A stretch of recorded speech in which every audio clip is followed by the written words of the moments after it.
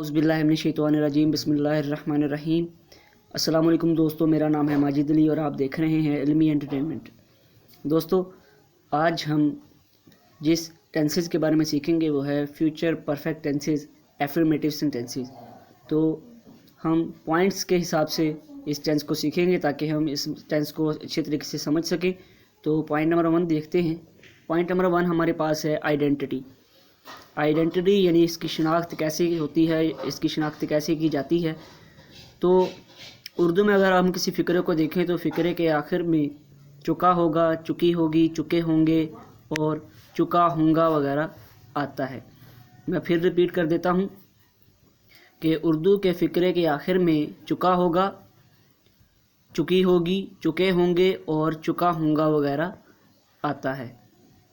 तो जब हम किसी जुमले को उर्दू में देखें और उसके एंड पर ये अल्फाज आएँ तो वो जुमला फ्यूचर परफेक्ट टेंसेस में ट्रांसलेट होगा।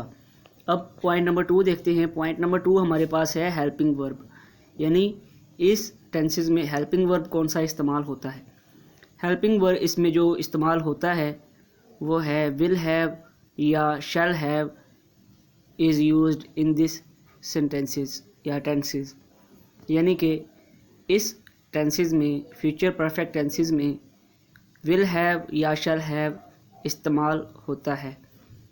अब पॉइंट नंबर 3 देखते हैं। पॉइंट नंबर 3 है मेन वर्ब, यानी ऊपर वाला तो था हेल्पिंग वर्ब। अब मेन वर्ब इसमें कौन इस्तेमाल होगा, कौन सा इस्तेमाल होगा, वर्ब की कौन सी फॉर्म इसमें इस्तेमाल होगी वो अब डिस्कस करेंगे। तो इस टेंसेस में third form of verb is used, यानी कि वर्ब की तीसरी फॉर्म इस टेंस में इस्तेमाल होती है। तो सबसे पहले हमने आइडेंटिटी देखी, फिर हेल्पिंग वर्ब, फिर मेन वर्ब। अब हम इसका फॉर्मूला देखते हैं जो हमारा पॉइंट नंबर 4 है। फॉर्मूले में यानी स्ट्रक्चर में सबसे पहले सब्जेक्ट, फिर विल हैव या शैल हैव, फिर थर्ड फॉर्म ऑफ वर्ब और फिर ऑब्जेक्ट इस्तेमाल होता है। मैं फिर रिपीट कर देता हूँ। सबसे पहले सब्जेक्ट, फिर विल हैव या शैल हैव, फिर थर्ड फॉर्म ऑफ वर्ब और फिर ऑब्जेक्ट। अब हम इस फॉर्मूले को फुलफ़िल करने के लिए कुछ एग्जांपल्स देखते हैं। जैसे हमारे पास एग्जांपल है वो खाना खा चुका होगा, तो इसकी ट्रांसलेशन बनेगी he will have eaten the food.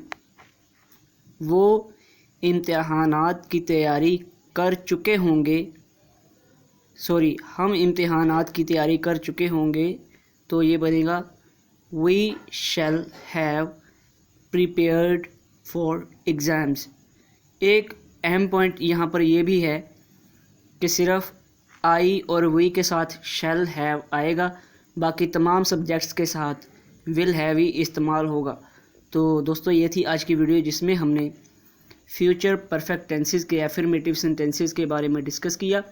उम्मीद है आप लोगों को वीडियो अच्छी लगी होगी। वीडियो अच्छी लगी है तो लाइक, शेयर और कमेंट ज़रूर कीजिएगा, और अगर चैनल पर नए हैं तो सब्सक्राइब करके बेल आइकन पर भी ज़रूर क्लिक कर दीजिएगा। शुक्रिया। अल्लाह हाफिज़ नासिर।